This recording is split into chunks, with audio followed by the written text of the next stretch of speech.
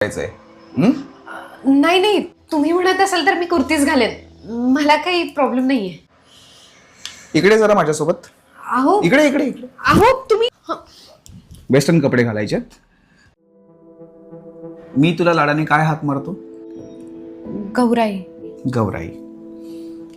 मग माझी गौराई मला मित्रांकडे जाऊ नका, त्यांच्यासोबत फिरू नका, त्यांच्यासोबत पार्ट्या करू नका, त्यांना या घरात आणू नका अशी बंधनं लावते का? मग यापुढे गौराईने मी पार्टीला जाऊ का, मी वन पीस घालू का हे विचारायचं नाही, सांगायचं की मी पार्टीला जातीये, मी वन पीस घालतीये.